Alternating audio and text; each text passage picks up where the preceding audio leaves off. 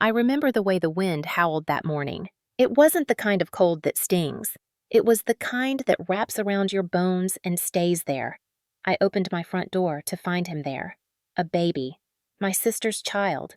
Left on my porch at 5:12 in the morning, wrapped in a too-thin blanket, crying so hard his tiny body shook. I stood still for a moment. The snow was falling in soft, silent sheets. There were no tire tracks in the driveway yet, just faint footprints leading away from my door and into the dark. His name was Nicky, and at that moment, I knew my life had just changed. Again. You see, this wasn't the first time my sister Carla had dropped Nicky on me, but it was the first time she did it like this, wordlessly, deliberately, in the dead of winter, as if he were a package she was done with. No call, no text, just a note taped to his chest. One sentence scrawled in her messy handwriting. Thanks. I owe you one. That was her version of gratitude. That was what she thought of me. I used to believe family was about love, about care, about giving when someone needed it. But I learned something else in the years that followed. Sometimes family is the first place people go when they want something for free. And if you're not careful, they'll take everything. Your time, your sanity, your future. Carla treated me like free childcare, a backup plan, an unpaid, unthanked, unchosen second mother to her son. And I let it happen for a while, because I thought that's what good sisters do. But then that morning came, that cold morning with the snow and the silence and the baby on the doorstep.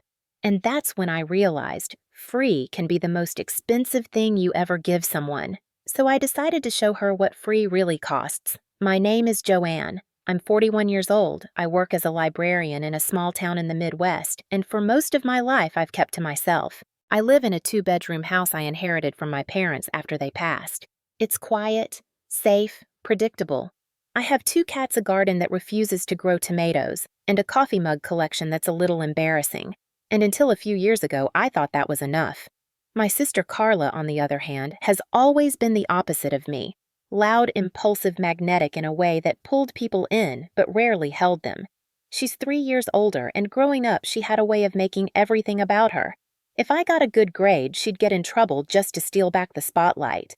If I made a new friend, she'd flirt with their older brother. Our mother Beverly would call it Carla being Carla, like that excused everything. My role in the family was quiet compliance. Be helpful. Don't complain. Keep the peace. So I did. Carla dropped out of college after 1 semester, moved around the country with a string of boyfriends, and landed back in town 5 years ago, pregnant and broke. She moved in with Mom, and within days, Mom was talking about how it was a blessing that Carla had come home. I remember thinking that it sounded more like a storm warning. Carla gave birth to Nicky in early spring. I brought flowers to the hospital, held his tiny hand, and felt something shift in my chest. Not quite love. Not yet. But something close. A small spark of responsibility, maybe. Of fear. I remember Carla looking at me with tired eyes and saying, "You're gonna be the best aunt." I smiled, not knowing that in her mind, aunt meant something very different. She didn't have a plan. She didn't have a job. What she had was an assumption that I would fill in the gaps, that I'd help because I had no kids of my own, because I had the time, because I was the quiet one. Carla never asked me if I wanted to be involved in raising her child. She just started leaving Nicky with me. At first, it was short visits. Can you watch him while I run to the store that turned into hours? Then weekends. Then overnights. And before I realized it, she was texting me her schedule like I was on payroll. Except there was no pay. No agreement. No thank you. Just expectation. Mom encouraged it, of course. Family helps family, she'd say, ignoring the fact that I was skipping my own life to cover for Carla's. I didn't push back, not at first. I told myself I was doing the right thing, that it was just temporary, that Carla would get back on her feet. But deep down, I think I knew better. Carla had never really stood on her own. She always found someone else to lean on. And this time, that someone was me. It didn't happen all at once. That's what I keep reminding myself when I look back. It was a slow unraveling, a gradual erosion of boundaries. At first, Carla would text me on a Sunday morning, asking if I could take Nicky for a few hours so she could get some rest. Then it was a Friday night, so she could clear her head. By the time Nikki was 6 months old, I was getting entire weekend itineraries via text pickup and drop-off times, feeding instructions, diaper brands she preferred. There was even a note once about what kind of lullabies I should avoid because they make him too emotional. That one stuck with me. Not because it was true, but because she had the audacity to be so specific about something she was dumping entirely onto me. I tried to speak up early on, gently. I told her I was feeling overwhelmed, that I had work, that I couldn't keep rearranging my life every time she needed a break. She'd just laugh, toss her hair over her shoulder, and say something like, "You're being dramatic. It's just a few hours." But it was never just a few hours. It was the emergency pickup when she forgot Nikki at daycare and didn't answer her phone for 4 hours. It was the surprise visits to my job with Nikki in tow because she had somewhere to be and I was already close by. It was the time she left him with me on Christmas Eve and didn't come back until the morning after Christmas. No explanation, no gifts, not even an apology. I had cooked a small meal for the three of us, set out stockings. She never showed. That was the year I stopped decorating for Christmas. People around me started to notice. My supervisor at the library gently asked if I was okay, mentioning that I seemed tired lately, distracted. My friends stopped inviting me to weekend brunches after I turned them down one too many times because I had something come up. But no one ever really pushed, and I never explained. Because how do you tell people that your sister is slowly hollowing out your life one favor at a time, that she's using your kindness like a bottomless resource? Carla had a way of making her problems feel urgent, pressing more important than anyone else's. She always needed help, always needed saving, and I, quiet, careful, Joanne was the easiest one to lean on. She started talking about how lucky Nikki was to have me. She said it publicly often on Facebook. Long posts about how some people are blessed with the best family and tagging me in photos I didn't even know she'd taken. One caption read, "This woman right here, my rock. I couldn't do it without her." At first, I thought maybe it was a thank you. Then I realized it was a trap, a public record of my supposed commitment, an emotional contract I had never agreed to. It worked. Our aunts started praising me at family dinners. Cousins I hadn't seen in years sent messages about how inspiring it was that I was helping raise Nikki. No one asked how I was doing. No one asked if I wanted any of it. I tried bringing it up with Mom once, told her I was struggling to balance everything, that I was tired, that maybe it wasn't fair. She gave me that look, the one she's perfected over decades, a mix of disappointment and disbelief, like I'd just confessed to something shameful.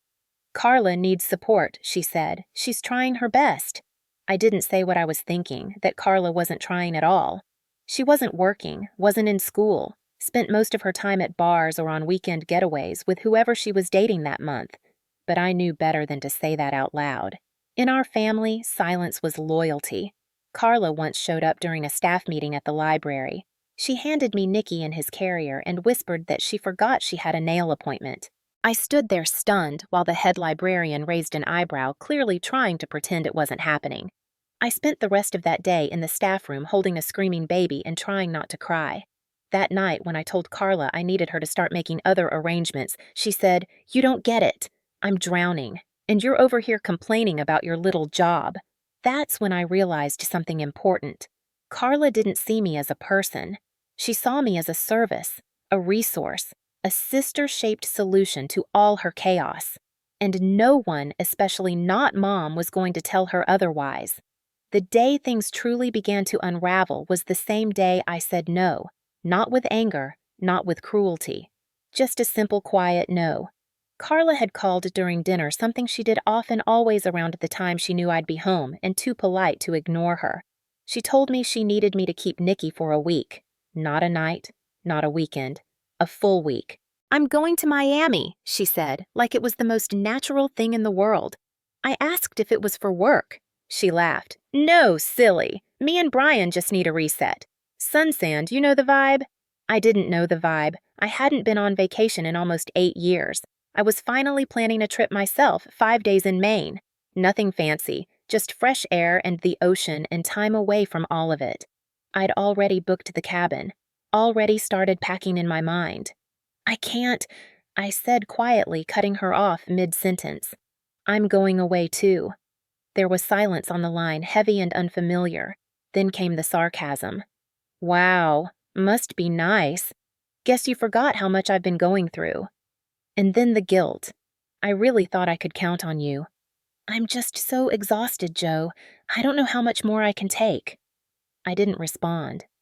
Not right away, because I'd heard this before. Different words, same weight. The manipulation always came, dressed in emotional exhaustion, always just enough to make me doubt myself. I'm sorry, I said. But I can't. Another pause. Then, fine. I'll figure it out. She hung up before I could say anything else. The next day, she posted a photo of herself and Nikki captioned, "When you realize some people aren't who you thought they were, but your baby still has your back." She didn't tag me, but the implication was clear. The comments rolled in. Strangers and relatives alike telling her she was strong, that she deserved better, that she was doing a great job. That's when the calls from Mom started. First calm, then increasingly sharp. I raised you better than this. Your sister is barely holding it together. Family doesn't turn its back when things get hard. I stopped answering. I couldn't do it anymore. Couldn't keep explaining myself to people who had already decided I was selfish simply because I wanted a few days to live my own life. But I should have known Carla wouldn't stop. She never stopped. The night before my flight to Maine, I came home late from work to find a voicemail from an unknown number. Her voice. Slurred, maybe crying. "You win. Hope you enjoy your little vacation." And then nothing. Just silence. I felt uneasy, but told myself it was over, that I'd set a boundary and she'd finally realized she couldn't keep pushing. I was wrong. At 4:27 the next morning, I woke to the sound of something soft but persistent outside my window, a kind of rustling, then a soft knock, then crying. I sat up in bed, heart pounding. I peeked through the curtains and saw a familiar shape on the front porch. Nicky. Again. No coat, no shoes. A blanket loosely wrapped around him, a note taped to his chest. I opened the door. He was shaking his lips slightly blue. I picked him up without thinking. The note read, "Since you love playing Mom so much, here you go." That's when something inside me broke. Not loud, not explosive, just a quiet crack somewhere deep. I brought Nicky inside, wrapped him in blankets, held him until his crying slowed to hiccups. Then I called child services. I didn't even hesitate. For the first time in years, I acted without guilt, without fear of being called cruel, without wondering if I was overreacting, because there was nothing to wonder about. Carla had left a baby on a doorstep in near freezing temperatures. That wasn't exhaustion. That was abandonment. A few hours later, a caseworker arrived. She was calm, efficient, kind, without being soft. She asked questions, took photos, looked at the note, looked at me. "You did the right thing," she said. I wasn't sure if I believed her yet. But I nodded. I gave her everything I had, texts, voicemails, the footage from my doorbell camera showing Carla driving away without so much as a glance back. Then I called Daniel. He was someone I had reconnected with a few months earlier, an old friend from college who lived out east. We'd been talking more and more lately. I told him everything. He didn't flinch, just said, "I'm flying in tonight. You shouldn't go through this alone." That was the first time in weeks I let myself cry. Not because I was sad, but because someone finally said exactly what I needed to hear. Carla didn't reach out that day, or the next. In fact, she stayed silent for almost 2 full weeks. And then when she did, it wasn't to apologize. It was to accuse. "You had no right," she wrote. "He's my son. You ruined everything." I stared at the message for a long time before deleting it. No reply. No explanation. No more defending myself. That part of the story was over. When Carla disappeared after dropping Nicky off, I thought maybe she was ashamed. That maybe in some twisted way she realized she'd gone too far and was taking a step back to regroup, to face consequences, to be better. I gave her that grace silently, even though she hadn't earned it. But of course Carla wasn't regrouping. She was tanning. A week after child services placed Nicky in emergency foster care, I received a picture from a mutual acquaintance, Carla drink in hand on a beach somewhere warm, smiling like she hadn't just abandoned her baby in the snow. The caption read, "New Year, New Me." I remember staring at it, the cold seeping through me in a way that had nothing to do with the weather. That same night, she texted me again. "How's Nikki, just checking?" Like she was asking about a goldfish. I didn't respond. I forwarded the message to the caseworker, Ms. Coleman, who had already opened a formal neglect investigation. Ms. Coleman was calm, methodical, the kind of woman who probably dealt with 10 versions of Carla every week. She assured me that Nikki was being looked after, that he was with a trained emergency foster family, and that the situation was being escalated to court. Carla didn't know any of that yet. She thought she still had time to spin her story, to make herself the victim again. But this time, I wasn't the only one watching. Ms. Coleman scheduled an interview with me, and I arrived with everything. I had printed copies of texts, emails, photos of Nikki's bruises, time-stamped messages, doorbell footage, even calendar screenshots showing the countless weekends and holidays Carla had left him with me. She took notes, nodded in silence, and when it was over, she said, "I've seen worse cases." But rarely this calculated. Those words stayed with me, because they validated what I had felt for so long but never had the strength to name. This wasn't just selfishness. It was strategic neglect. Carla knew exactly what she was doing. She had used me like a bridge to freedom, walking over me whenever she wanted escape and expecting me to stay solid beneath her weight. Daniel arrived the next evening just like he said he would. He didn't ask questions. He brought groceries, changed the sheets on my guest bed, and made coffee the way I liked it. I told him everything. Slowly, carefully. He didn't interrupt.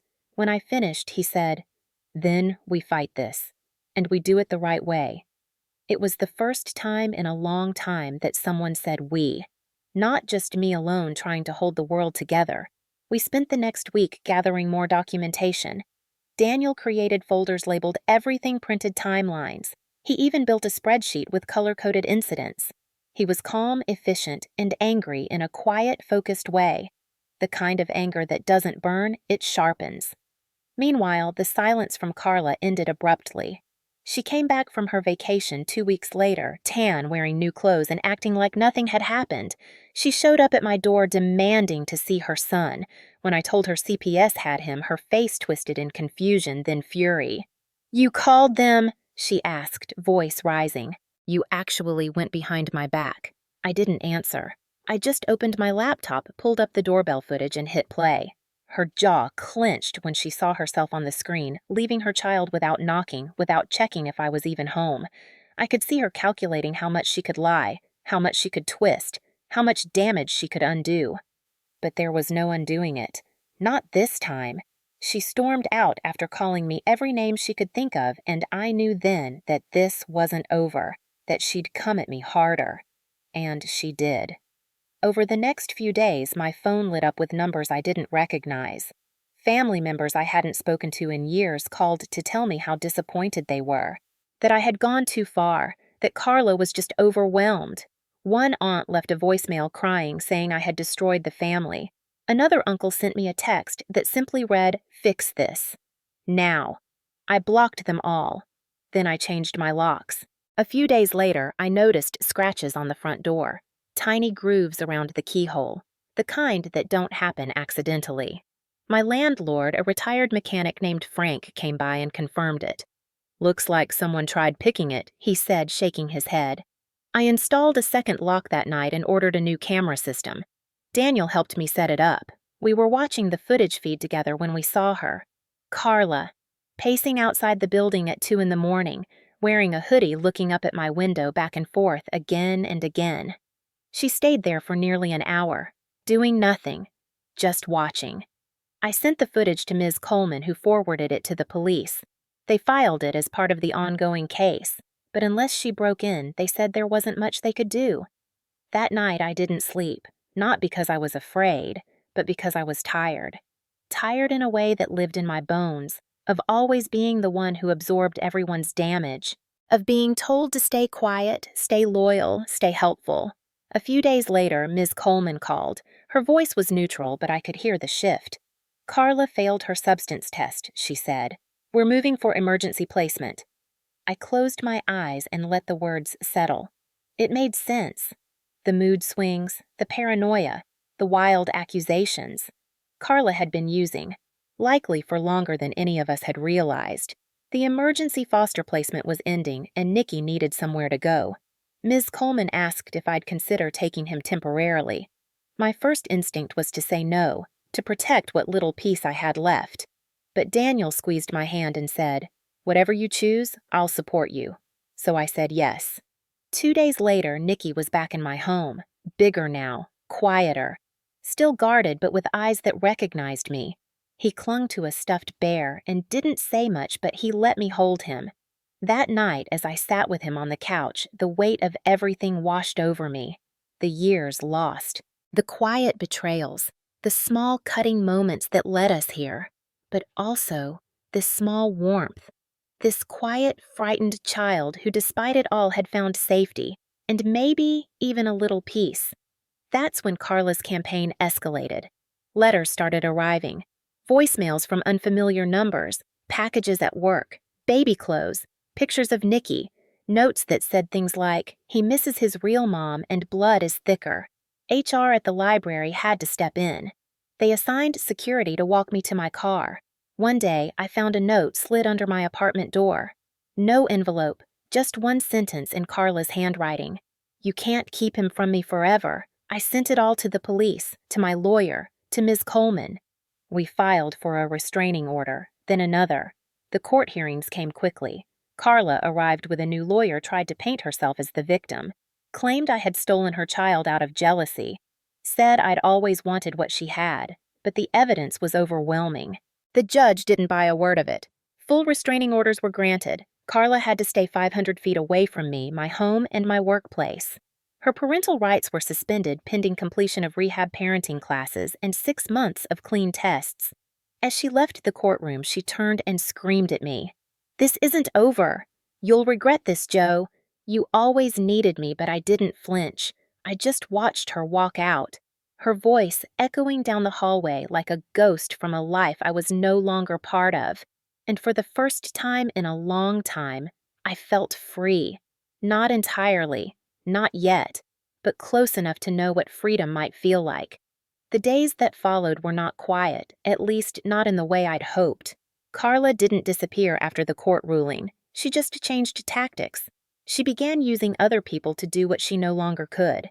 Family members, old friends, even former coworkers started reaching out under the guise of concern. A woman I hadn't spoken to in over a decade sent me a message saying she'd been praying for peace in the family. Another showed up at the library and asked if we could talk in private about what Carla's been going through.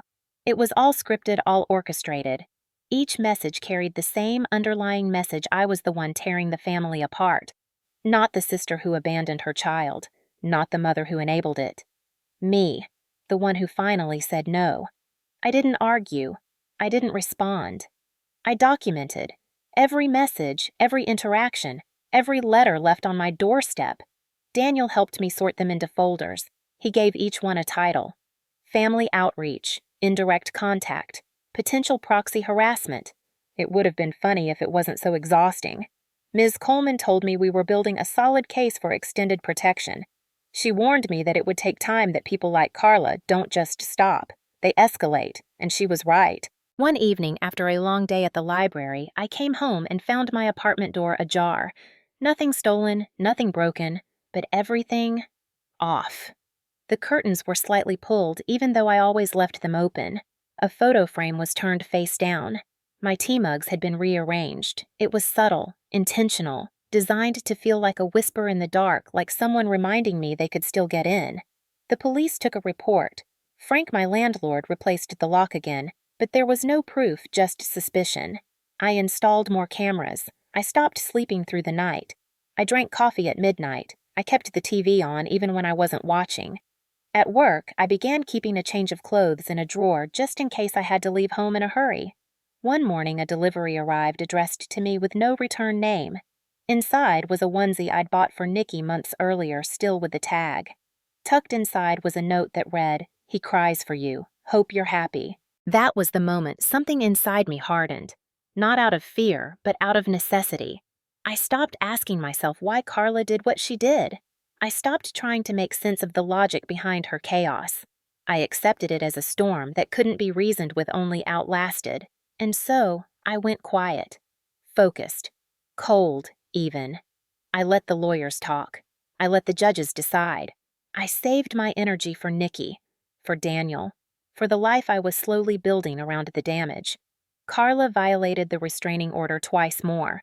Once by following me at the grocery store, trailing me down the pasta aisle like she was just browsing. The second time she ambushed me in a parking garage, grabbing my arm and yelling that I had ruined everything, that I was the reason Nikki didn't know his real mother. She ran when I screamed. Security footage caught everything. That time the police didn't just write a report, they made an arrest. The booking photo appeared on a local news site 2 days later. She looked hollow. Not angry, not wild, just empty. My mother bailed her out, of course. Beverly hadn't changed. She still believed that if she just stood by Carla long enough, Carla would magically become the daughter she pretended she was. But the court didn't see it that way. After the third violation, Carla's parole was revoked. She was sent back to jail, short term, but enough to make the court take the case seriously.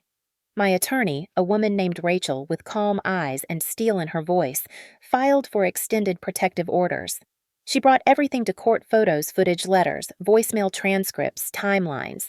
When the judge reviewed the evidence, she didn't just grant the extension. She widened the perimeter. Carla was to have no contact, direct or indirect, with me, my home, my workplace, or my associates for the next 5 years. Beverly, too. She had sent people on her behalf. That counted. The court made it clear violations would lead to prosecution. Jail time. No more warnings. No more sympathy. Carla's parental rights remained suspended. Nikki stayed with me. His father, who had reappeared with new sobriety, new stability, and a quiet hopefulness, was working with the court for partial custody. He met with Nikki on weekends, supervised, gentle, never overstepping. Nikki didn't remember him, not really, but he didn't cry either. That was progress. Daniel kept working remotely. He turned my dining table into an office. He learned how to make oatmeal the way Nikki liked it. He fixed a squeaky door hinge that had annoyed me for months without ever being asked. Sometimes I'd catch him standing in the hallway just watching us, me holding Nikki, the quiet hum of cartoons in the background. He looked like a man finding something he didn't know he'd needed, and I felt the same. Slowly, life settled. Not back to normal because there was no going back, but into a new rhythm, a better one. I worked. I came home. We cooked simple meals. Nikki started speaking more. His favorite word was book, fitting for a librarian's boy. He slept through the night. No more night terrors. No more flinching. Just soft breathing in the dark, like the sigh of a child who finally felt safe. One morning, I received a message from a woman I didn't recognize. Her name was Emily. She said she'd been Carla's friend years ago, that she'd cut ties when things got dark, that she had things I might need: photos, messages, screenshots, evidence of Carla's neglect long before child services got involved. We met at a coffee shop. She was nervous, apologetic, carried a folder like it weighed more than paper. Inside were printouts of text conversations, Carla bragging about drug use, jokes about leaving Nikki in the car while she ran errands, photos of Carla passed out while Nikki sat in a diaper full to bursting. I gave them to Rachel, to Ms. Coleman, to the court. I didn't cry. I didn't rage. I just added them to the folder, another brick in the wall between Nikki and the woman who gave birth to him but never earned the title of mother. Then came the custody hearing. Carla showed up in a suit, makeup on, hair styled. Her lawyer tried to paint her as a woman in recovery, a victim of stress, said she deserved another chance, that children need their mothers. The judge asked Carla to explain the night she left Nikki at my door in the freezing cold. She had no explanation, just tears. The performance kind, the kind that dried too fast. I testified last. I brought everything. I spoke clearly, slowly, like I was reading someone else's story one I had long since memorized. When it ended, the judge granted full custody to Nikki's father. Carla's rights were terminated, permanently. No visits, no letters, no contact until Nikki was old enough to choose for himself. When the gavel hit the bench, Carla sobbed into her hands. But I didn't watch her. I looked at Nikki sitting in the hallway with Daniel building a tower from foam blocks. He looked up, smiled, and waved. That was all I needed. That was everything. After the custody ruling, I thought maybe finally there would be peace. Not celebration, not joy, just silence. A kind of stillness that comes when the storm moves on and leaves behind only debris and sky. But peace, I learned, isn't something you wait for. It's something you make piece by piece. Carla went back to jail a month later. She violated parole again by driving past my old apartment, the one I had moved out of months before. It wasn't even my place anymore, but she stood outside for nearly an hour, pacing, filming videos of herself, sending them to family with captions like, "I'm not giving up on my baby." Someone forwarded one of those clips to me. I didn't watch it, I just sent it to my attorney. The judge gave her another 90 days. Mom Beverly still hadn't apologized. Not for the enabling, not for the threats, not for the silence when I needed her voice. She continued living in the world she had crafted around Carla one, where loyalty meant blindness and silence passed for love. I heard she moved in with a cousin, someone who still believed the story that Carla was the real victim. Let them believe it. I was done proving anything to people who never really saw me. Nikki's father, Caleb, settled into his role with grace. He moved to a better apartment close to a park with a daycare that specialized in trauma-informed care. He sent me updates weekly, videos of Nikki running through sprinklers, photos of finger paintings, voice notes of him saying new words. Every time I listened, I felt that strange mix of joy and ache, like holding sunlight in your hands and realizing it doesn't belong to you but still warms you just the same. Daniel and I moved too, not far, just enough to feel new. We got a place with big windows, a small patio, and a view of trees that changed with the seasons. He proposed one morning in the kitchen while I was pouring coffee, no ring, just eyes full of certainty. I said yes before the words even finished forming. We married at the courthouse, no guests, no flowers, just us, a borrowed pen, and a quiet promise to build something better. I kept working at the library. The staff threw me a small party when I got promoted. They brought cupcakes and a card that said, "To the calm in every storm." I hung it above my desk. Sometimes people asked me about Nikki, about Carla, about the story that had spread quietly around town, bits and pieces passed through whispers and shared glances. I never corrected them. Let the truth settle where it needed to. I had no interest in retelling it anymore. I'd already lived it. One day, Nikki sent me a drawing in the mail. It was a stick figure with brown hair holding hands with a smaller figure. Above them, he'd written me and Aunt Jo. I framed it, hung it in the hallway, because that more than any court ruling or legal order was the closure I needed. Carla stayed away after that. Maybe the system finally scared her. Maybe she just found someone else to lean on. I don't know. I stopped keeping track. My number changed. My address changed. The doors of my life closed to anything that looked like her, and slowly my world got quiet again. But it wasn't the suffocating silence of before. It was a chosen silence, a restful one. I learned that doing the right thing doesn't feel heroic. It feels lonely, unnatural, like walking into the wind with your eyes open while everyone else is ducking their heads. People say things like, "I don't know how you did it," as if there was a choice. As if letting that baby freeze on my porch was ever an option. The truth is, I didn't save him. I just didn't fail him. That was enough. That had to be. Sometimes I see young women at the library, tired, juggling strollers, whispering into their phones, while their kids cry quietly in the corner. And I wonder what their stories are.